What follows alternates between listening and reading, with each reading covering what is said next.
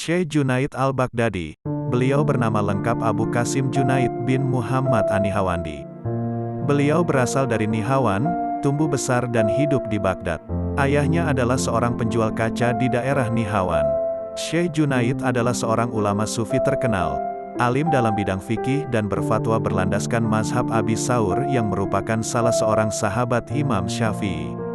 Sedangkan dalam ilmu kesufian, beliau berguru kepada Syekh Sari As-Sakati yang juga merupakan pamannya sendiri. Beliau juga berguru kepada Syekh Harits Al-Mahasibi dan Syekh Muhammad bin Ali Al-Kasab.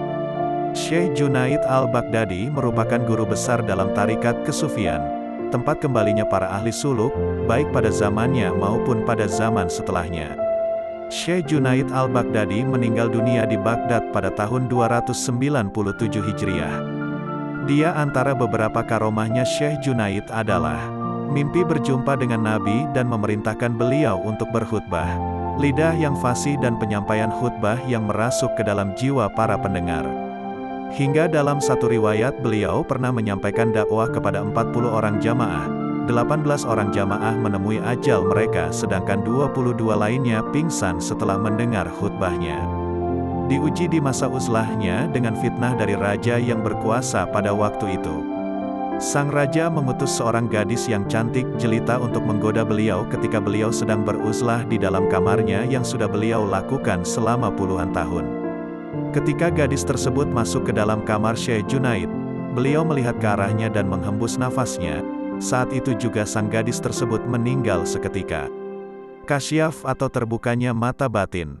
Pernah suatu hari dalam suatu majelis khutbahnya, terdapat seorang pemeluk Nasrani yang secara diam-diam menyusup untuk mendengar ceramah Syekh Junaid al-Baghdadi. Setelah beliau selesai berkhutbah, pemuda Kristen itu mendatangi beliau dan berkata, "Wahai Syekh, apakah maksud dari perkataan Nabi, berhati-hatilah terhadap firasat seorang yang beriman, karena ia dapat melihat dengan nur Allah?"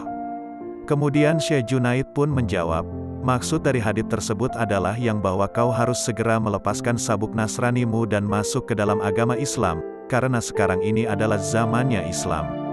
Pemuda Nasrani itu terkejut bukan kepalang karena rahasianya diketahui oleh Syekh Junaid, dan akhirnya ia pun masuk Islam.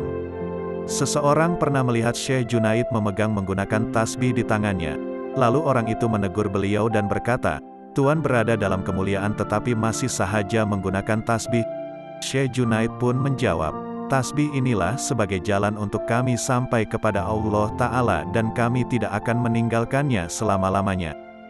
Demikian sedikit kisah tentang Syekh Junaid al-Baghdadi, moga-moga bermanfaat.